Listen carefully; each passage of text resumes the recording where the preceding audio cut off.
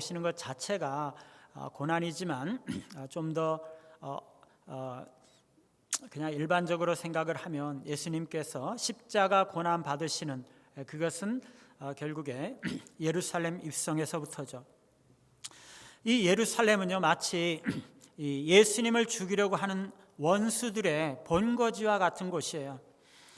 예수님은 예루살렘 성에 입성하시면서 유대인의 지도자들에게 공격을 당하시고 여러 가지로 어려움을 겪으시다가 결국에 체포가 되셔서 이 유월절 그날 이 십자가에 못 박혀 죽으십니다. 예수님은 이 예루살렘에서 자신이 배반을 당할 것을 아시고 고난 받으시고 죽으실 것을 아셨지만 그 길을 가셨던 것이죠. 예루살렘이 자신의 고난과 고통의 장소이고 자신의 무덤이 될 것이라는 사실을 알고 계셨음에도 불구하고 예수님은 그 길을 가셨던 것입니다. 이것이 하나님께서 예정하신 길이고 또 하나님께서 기뻐하시는 길이라는 것을 예수님께서 아셨기 때문이죠. 오늘 말씀은 예수님께서 예루살렘에 입성하시는 장면입니다. 이제 예수님은 예루살렘에서 그의 공생애의 마지막 한 주간을 보내시면서 고난을 받으시고 십자가에 죽으시게 되는 거죠. 그런데 너무나 특이하게도 입성하시는 순간만큼은 예수님께서 많은 유대인들의 지지와 환영을 받고 있다는 것입니다. 아이러니죠. 지금 예수님께서 승리의 입성을 하고 계시는 것이 아니에요. 죽으시기 위해서 입성을 하시는 건데 많은 유대인들이 환영을 하고 있는 거죠. 그런데 그들이 예수님께서 죽으실 것을 환영하는 것이 아니라 뭔가 자신들이 생각하는 대박을 터뜨려 주기를 바라고 환영하고 있는 것입니다. 그래서 이렇게 많은 사람들이 몰려 나와서 예수님을 환영하고 있는 거죠. 오늘 말씀 첫째는 나사로의 이야기입니다. 예수님의 이 예루살렘 입성 이야기는 사복음서에 모두 다 나와 있거든요. 그런데 이 요한복음에만 아주 독특하게 나타나고 있는 부분이 있어요. 그게 뭐냐면요, 다른 복음서 저자들은 그러지 않는데 이 요한만큼은 굳이 나사로의 이야기를 예수님의 입성 이야기와 연결을 시키고 있다는 것이에요. 예수님의 입성이 요한복음 12장에 나타나고 있잖아요. 그런데 바로 앞장에서 예수님께서 죽은 나사로를 살리신 이야기를 11장에서 기록을 하고 있다는 것이에요. 그리고 오늘 입성 본문 바로 앞에 12장 처음 단락에 보면 예수님께서 나사로의 집에서 마리아의 향유로 기름 부음을 받고 있거든요. 그러고 나서 바로 입성 얘기가 나오는데 이것은 마치 예수님께서 나사로의 집에서 출발을 하셔서 예루살렘으로 들어가시는 것처럼 그런 인상을 주고 있다는 거죠. 그리고 12절부터 입성 이야기가 시작되기 전에 9절부터 12절에서 그리고 입성 본문 가운데 있는 17절에서 많은 유대인들이 예수님을 환영하게 된 것은 예수님께서 죽은 나사로를 살려주셨다. 그리고 그것을 많은 유대인들이 직접 보고 소문을 퍼뜨렸기 때문이다. 이렇게 이야기를 하고 있는 거죠. 여러분, 요한이 왜 그렇게 나사로의 이야기를 예수님의 입성과 연결시키고 있는 것일까요? 여러분, 예수님께서 죽은 나사로를 살리신 것은요 너무나 중요한 의미가 있어요. 무엇보다도 예수님께서 삶과 죽음을 다스리시는 신적 권능을 가지신 메시아라는 것을 증명하고 있는 거죠. 예수님께서 예루살렘 입성 직전에 나사로를 살리셔야 했던 것은요 십자가 죽음 이전에 예수님께서 십자가에 죽으시고 다시 살아나기 이전에 예수님께서 메시아이신 것을 사람들이 분명히 인식해야 했기 때문이에요. 죽은 자를 살리심으로써 자신이 신적 권능을 가지신 메시아라는 것을 보여주시고 계시는 거죠. 당시에 유대인들 가운데는요, 죽은 자의 부활을 믿는 자들도 있었어요. 그러니까 죽었다가 우리 성도들은, 하나님의 성도들은 죽은 다음에는 마지막 날에 하나님께서 다 살리실 것이다, 그런 믿음이 구약 시대에도 있었거든요. 유대인들도. 예. 그런데 이 유대인들은요, 사두개인 같은 그런 사람들이 있었는데, 이들은 죽은 자가 살아난다는 것은 말도 안 된다, 어떻게 그럴 수가 있느냐, 그거는 아니다, 이거를 전혀 믿지 못하는 사람들도 많이 있었거든요. 그런데 죽은 나사로가 분명하게 살아난 것을 보고 그거를 듣고 경험했던 사람들은요, 예수 그리스도께서 십자가에 죽으시고 그러고 나서 다시 살아나셨다는 것을 믿을 수 있는 준비가, 마음의 준비가 되어 있는 거죠. 만일 나사로의 죽음이 없이 예수님께서 죽은 자 가운데서 살아나셨다, 이 이야기를 듣는다고 그런다면 그것을 잘 믿지 못했을 텐데, 예수님의 부활 이전에 미리 나사로가 죽었다가 살아났다는 것이에요. 그것을 수많은 사람들이 보고 또 듣고 경험을 했거든요. 그럼으로써 그리스도의 부활도 쉽게 믿을 수가 있게 되는 거죠. 그래서 결국에 나사로는요, 그리스도의 부활에 대한 예표예요. 나사로가 죽었다가 살아난 것은 예수 그리스도께서 죽으셨다가 살아난 것을 미리 상징적으로 보여주고 있는 거죠. 여러분, 나사로의 이야기는요, 죽은 자도 살아날 수 있다는 것을 말해주는 것이에요. 부활이요 생명이신 예수님께서 죽은 자를 살려주신 거죠. 신앙이 메말라버린 죽은 영혼도 살아날 수 있다는 것을 나사로의 이야기는 보여주고 있는 것이에요. 영적으로 메마른 죽은 공동체도 살아날 수가 있어요. 어떻게 해요? 그 무덤을 막고 있었던 돌문을 열고 하나님의 생명의 빛이 들어오게 하고, 나사로야 나오너라 말씀하시는 주님의 음성을 듣고 그 말씀에 순종하면 죽은 자리에서 그냥 툭툭 털고 일어나서 걸어 나올 수가 있다는 것이에요. 우리의 영혼 가운데 깊은 곳에 음습한 것들과 더러운 것들과 악한 것들을 감추고 있으면요, 겉으로는 건강한 것처럼 보이고 화려하고 충만한 삶을 살아가는 것처럼 보여도 영혼 가운데는 죽음의 그림자가 드리워져 있는 거죠. 그런데 거기에 이 돌문을 열고 하나님의 은혜와 생명의 빛을 받아들여야 되는 거죠. 그러면 우리 안에 죽은 것들이 드러나거든요. 그 죽은 것들이 하나님의 생명의 빛으로 소생하기 시작하는 것이에요. 죽은 자들에게 우리 주님께서 나사로야 나오너라 말씀하시는 그 음성이 들려지고 하나님의 말씀이 들려지고, 그래서 그 말씀에 순종하면 죽은 영혼이 살아나는 것이에요. 여러분, 우리 영혼은요, 하나님의 말씀을 듣고 그 말씀에 반응해서 순종할 때 살아나는 것입니다. 우리 영혼이 살아있다는 것은요, 하나님의 말씀을 깨닫고 그 말씀에 반응한다는 것을 말하거든요. 우리 영혼이 메마르고 딱딱하게 굳어 있으면 하나님의 말씀을 들어도 아무런 반응이 없어요. 말씀을 깨닫지도 못하고 공감도 가지도 않고 순종할 마음도 없는 거죠. 그러나 우리 영혼이 살아있으면요, 하나님의 말씀이 깨달아지고 그것이 감동이 되고 그 말씀에 반응하는 것입니다. 순종하는 거죠. 그러면 그 영혼이 살아나는 것이에요. 하나님의 말씀이 들려지고 순종하는 것과 영혼이 살아나는 것은요, 같이 가는 것이에요. 어느 게 먼저가 아니라 같이 가는 것이에요.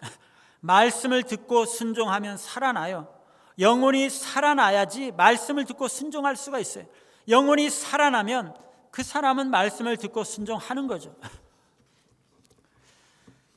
두 번째는요, 예수님을 쫓고 있는 두 무리의 사람들입니다. 예수님께서 예루살렘에 입성하실 때 많은 무리가 예수님을 따랐죠.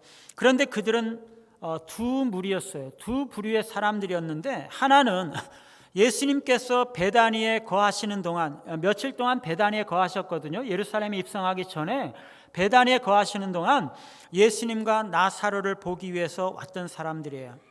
그들은 종려주일 아침에 예수님과 함께 예루살렘으로 들어가고 있는 거죠.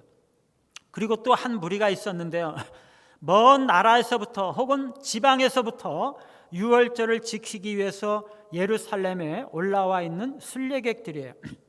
그들이 예루살렘에 와서 예수님 소문을 듣고 나서 예수님이 이 명절에 예루살렘에 과연 올라올까 아닐까 이러면서 서로 막 주고받고 이렇게 이야기하던 그런 사람들이었죠. 그런데 이 종려주일 아침에 베다니를 경유해 가지고 이 예루살렘에 들어갔던 이 상인들, 대상들이 지금 예수님께서 제자들과 함께 이 베다니에서부터 예루살렘으로 들어오고 있다라는 소식을 그 예루살렘에 있는 사람들에게 전한 것이에요.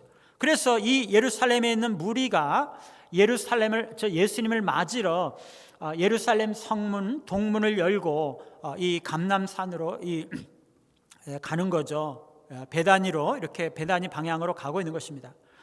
그런데 이 두 무리가 예루살렘과 베다니 중간 지점에서 만나서 함께 예수님을 환호하면서 함께 예루살렘으로 들어가고 있는 거죠.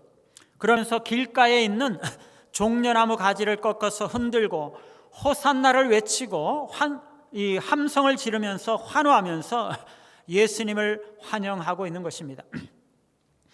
여러분, 이 사람들이 종려나무를 가지고 흔들어댔던 그 이유가 무엇일까요?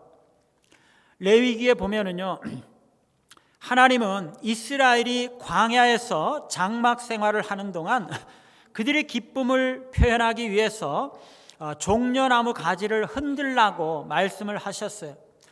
그 종려나무 가지를 흔드는 것은 기쁨과 환희의 표시죠. 예수님을 환영하며 기뻐하는 것입니다. 그들이 왜 기뻐하고 있습니까? 뭐라고 외치고 있어요? 호산나 찬송하리로다, 주의 이름으로 오시는 이 곧 이스라엘의 왕이시여. 이것은요, 메시아라는 뜻입니다. 호산나라는 것은 지금 구원하소서, 그런 말이거든요. 지금 예수님께서 여호와의 이름으로 오시는 이스라엘의 왕 메시아이시니 지금 우리를 구원해 주십시오. 지금이 구원을 위한 가장 적절한 시기가 도래했으니 지금 구원해 주십시오 라고 호소하고 있는 것이죠. 이 무리가 예수님께서 메시아임을 인정하면서 환영하며 환호하고 있는 것입니다. 그런데 여러분, 정말 사람이 이 본성이 변덕스러운 것은요, 이 무리가 며칠 뒤에, 즉 금요일 날에는요, 예수님을 십자가에 못 박으라고 외쳤던 바로 그 사람들인 거죠. 물론 이 무리의 구성원이 이 종려주일과 금요일 날 예수님이 그 성금요일 십자가에 못 박힐 때 그때 있었던 군중들이 이 구성원들이 조금 달라질 수는 있어요, 그렇죠? 그런데 다 그 사람들이죠. 유대인들의 무리인 것이에요. 이들이 예수님을 그렇게 메시아로 환영하고 그렇게 요란을 떨면서 환영하더니 며칠 만에 그냥 돌변해 가지고 예수님을 향해서 십자가에 못 박으라고 소리치고 있는 거죠. 여러분, 왜 그랬을까요? 왜 처음에는 엄청나게 예수님을 환호하던 무리가 며칠 뒤에는 돌변해서 예수님을 십자가에 못 박으라고 외치게 된 거죠? 며칠 사이에 환멸을 느꼈기 때문이에요. 여러분, 종려나무를 흔드는 것은요, 기쁨과 환희의 표시라고 말씀드렸잖아요. 그런데 또 다른 의미가 있어요. 신구약 중간기에 보면 헬라의 지배를 받고 있었던 그 유대인들의 독립을 위해서 싸웠던 유명한 장수가 있었어요. 마카비라는 장수인데요, 이 마카비가 헬라와의 싸움 전쟁에서 이긴 후에 예루살렘에 입성했을 때 사람들은 종려나무 가지를 흔들면서 그를 환영했어요. 예. 너무나 기쁜 거죠. 예, 승리하고 돌아왔기 때문에. 그런데 그때부터 종려나무 가지를 흔드는 것은 기쁨과 환희 이외에도 승리와 이스라엘의 독립을 상징하는 그런 의미가 되었다는 것이에요. 마치 일제시대 때 태극기를 흔드는 것과 같아요.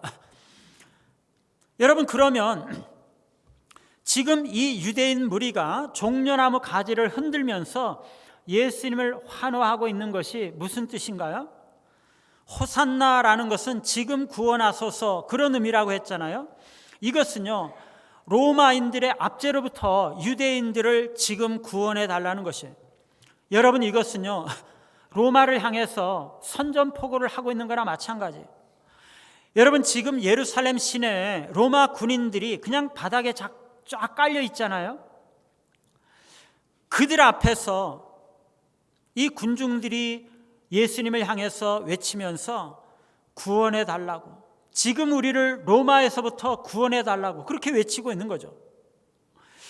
여러분, 지금 군중들이 예루살렘으로 입성하시는 예수님을 향해서 종려나무 가지를 흔들면서 환호하는 것이 무슨 뜻인지 아시겠죠? 예수님께서요, 마카비 장군과도 같이 로마와 싸워서 로마를 이기고 유대인들을 로마에서부터 독립시켜 달라고 그렇게 호소하고 있는 것이에요.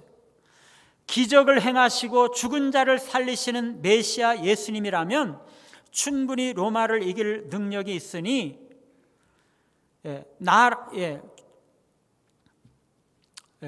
이 나라를 구원해 달라는 거죠. 그래서 정치적인 독립을 요구하고 있는 것입니다. 메시아께서 예루살렘에 들어와서 자기들이 원하는 대박을 터뜨려 달라는 것입니다. 그런데 며칠 있다가 보니까요, 예수님께서 로마와 싸워서 이기기는커녕 싸울 마음조차 없고, 심지어 이 예수님께서 대제사장들에게 붙잡혀서 매맞고 채찍에 맞아서 죽어가고 있거든요. 그러니 무리가 이건 아니다 생각을 한 거죠. 그래서 엄청나게 실망과 환멸을 느끼고 예수님을 십자가에 못 박으라고 소리 지르는 것입니다. 이 유대인들은요, 예수님이 자신의 생각과 다르자 환멸을 느끼고 그를 죽이려고 하고 있는 거죠. 여러분, 유다가 똑같잖아요. 이 유다가 처음에는요, 예수님을 만났을 때 예수님께서 자신이 생각하는 꿈, 그 꿈을 이루어 줄 것이라고 믿었어요. 예수님이면 충분히 그러실 분이라고 믿었거든요. 나라를 해방하고 백성들을 가난에서 벗어나게 해줄 그럴 만한 분이라고 믿었던 거죠. 그래서 다른 제자들과 함께 3년을 예수님을 따라다니면서 꿈을 키웠는데, 어느 날 보니까 예수님은 정치적인 운동이라든가 나라의 독립 이런 것들에는 전혀 관심이 없거든요. 그래서 한순간에 자신의 기대와 소망이 무너지자 이 유다는 너무나 실망을 하고 은 30에 예수님을 팔아버린 거죠. 오늘 이 무리가 돌변해서 예수님을 죽이려고 했던 것은요, 자신의 기대와 생각과는 일치하지 않아서 환멸을 느꼈기 때문입니다. 여러분, 사람들은 그런 거죠.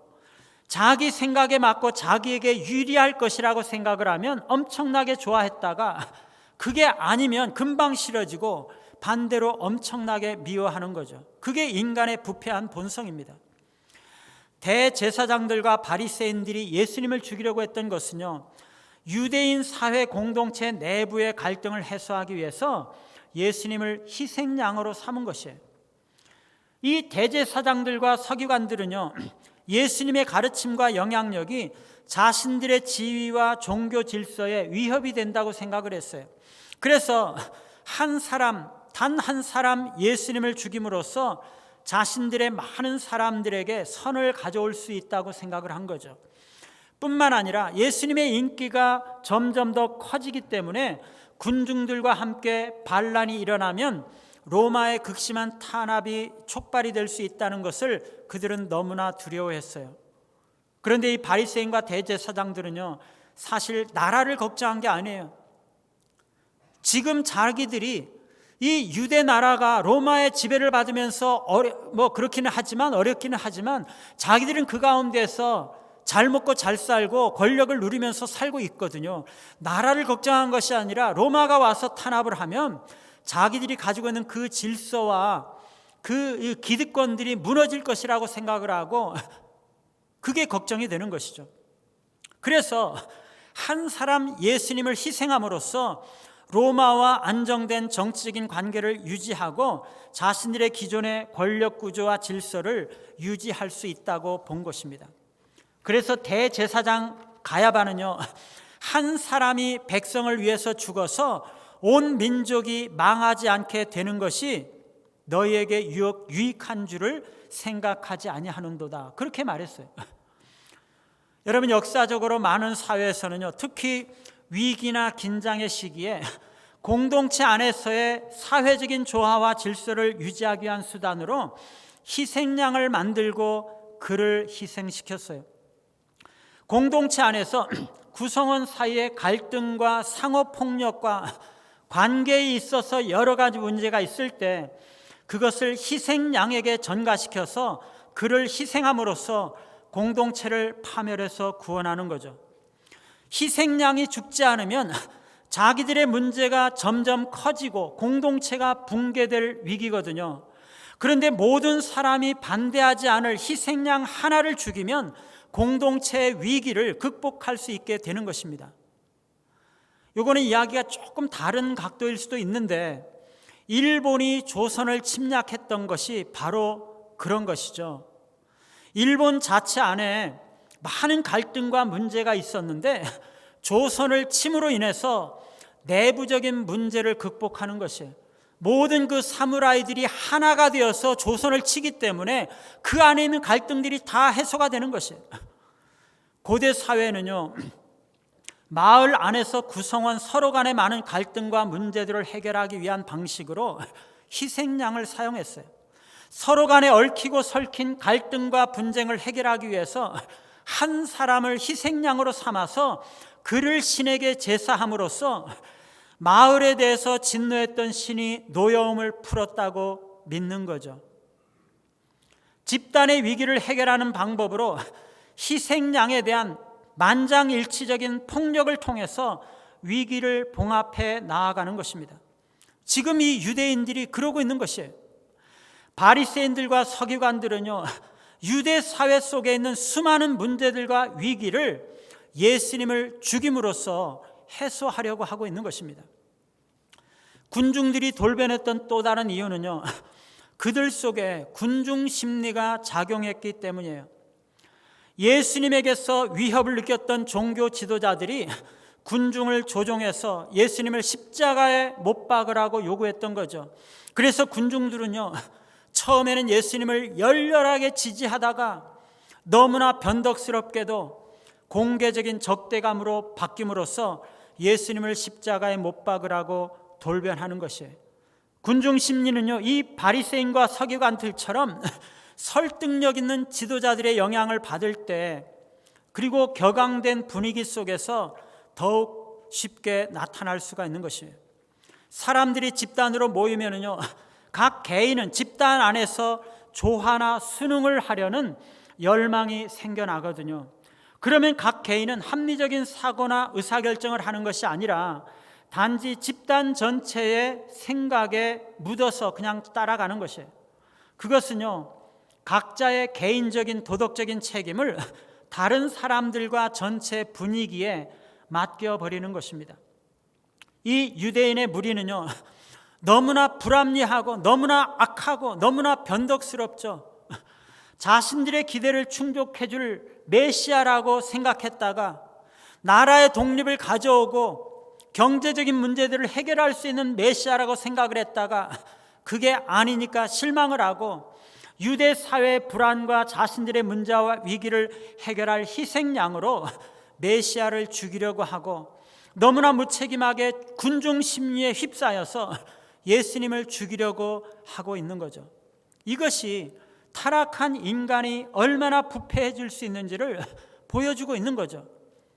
그러나 이것은요, 거짓에 근거한 폭력이에요.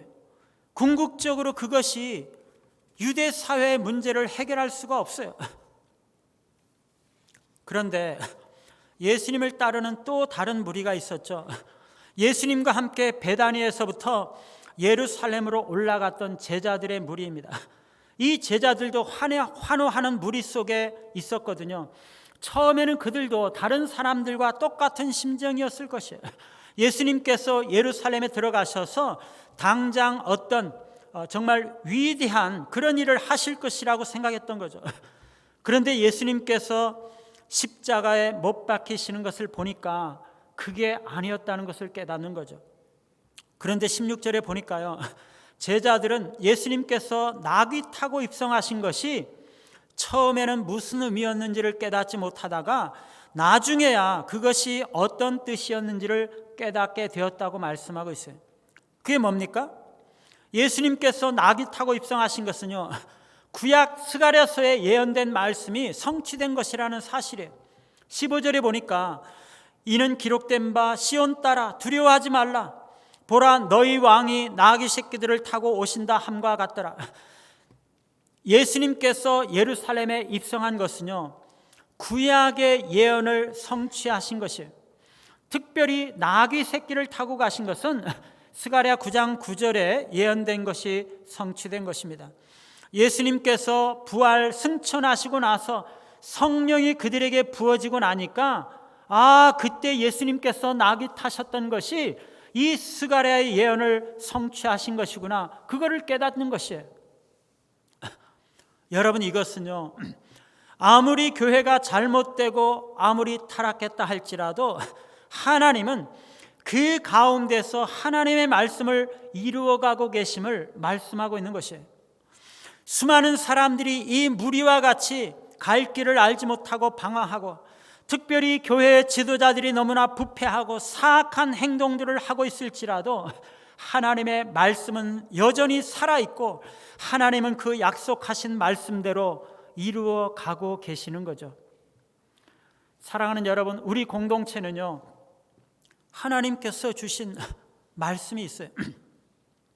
이 세상이 아무리 부패하고 세상 사람들이 아무리 타락하고 갈 길을 몰라 방황하고 있다 할지라도 하나님은 우리 공동체에 주신 그 말씀을 이루어 가고 계시는 것이에요. 하나님은요, 우리에게 너희는 그리스도의 한 몸이다 말씀하셨어요. 내가 너희를 사랑한 것 같이 너희도 서로 사랑하라 말씀하셨어요. 너희는 모든 민족으로 가서 제자를 삼으라 말씀하셨어요. 너희는 세상의 소금이요 세상의 빛이라 말씀하셨습니다. 아직도 우리에게는요, 하나님의 말씀들이 살아있어요. 그 말씀이 말씀대로 이루어지는 것이에요. 하나님이 그것을 행하시고 계세요. 우리가 믿기만 하면, 우리가 그 말씀에 믿고 순종하기만 하면 하나님께서 그 말씀들을 우리 속에서 이루어 가시는 것이에요. 제가 큐티 하는데요, 얼마 전에 예수님께서 달리다굼 하시면서 죽은 소녀의 손을 붙들고 일으키시더라고요. 제가 그것을 보면서 예수님께서 일으키시면 죽은 자도 살아나는구나, 이 죽은 소녀가 일어난 것처럼 죽은 자도 살아나는구나, 우리도, 우리 공동체도 우리 주님께서 말씀하시고 일으키시면 일어나겠구나, 그런 생각이 들더라니까요. 얼마나 위로가 되었는지 모릅니다. 사랑하는 여러분, 하나님의 약속과 말씀은요, 우리 안에 아직도 살아있어요. 우리가 믿기만 하면 그 말씀들이 우리에게 온전하게 이루어지는 것입니다. 오늘 제자들이 그것을 보여주고 있는 거죠. 오늘 말씀 세 번째는요, 겸손한 왕, 평화의 왕 예수님이에요. 예수님께서 나귀 새끼를 타고 예루살렘에 입성하신 것은요, 그분이 겸손하시다는 것과 그분이 왕이시라는 것을 말씀하고 있는 것이에요. 나귀를 탔다는 것은 고귀한 신분임을 말하는 거죠.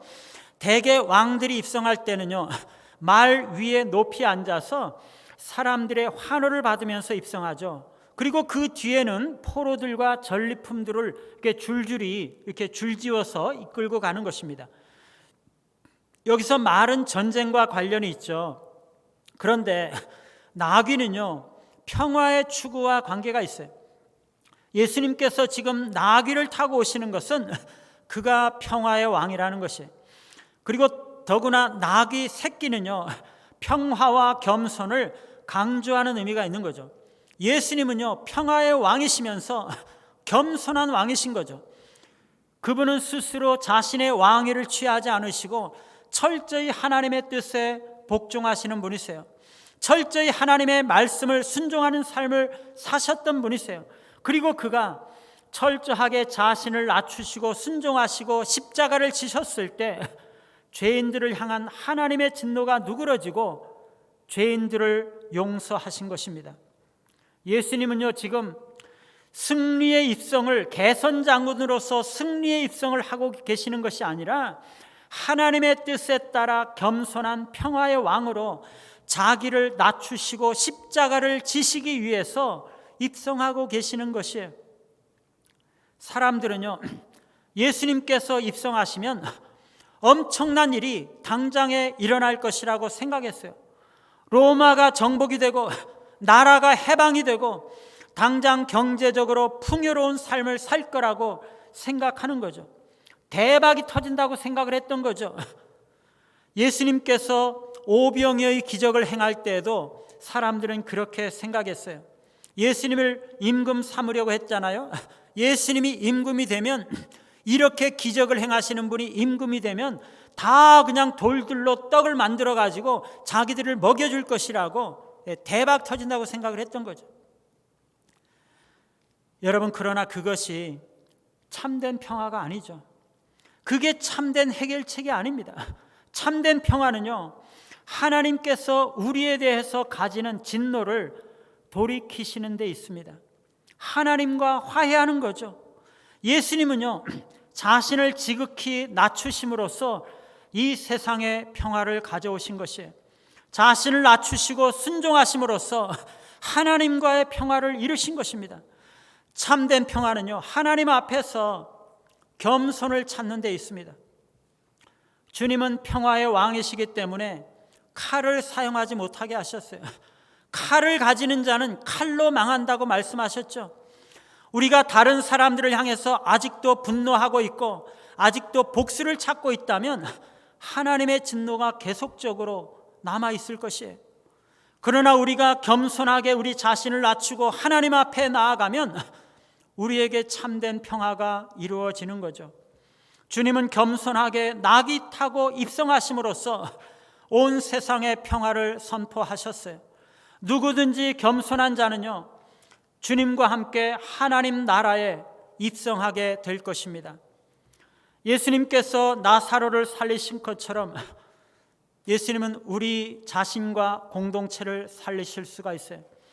오늘 예수님을 환호했지만 금방 돌변했던 무리들처럼 내 생각이 다르다고 실망하거나 환멸을 느끼지 마시고, 나와 공동체의 문제를 위해서 희생양을 만들거나 다른 사람을 정죄하지 말고 예수 그리스도처럼 희생과 섬김과 겸손의 길을 걸어가심으로써 하나님과의 참된 평화를 누리시는 우리 모두가 되시기를 간절히 바랍니다. 우리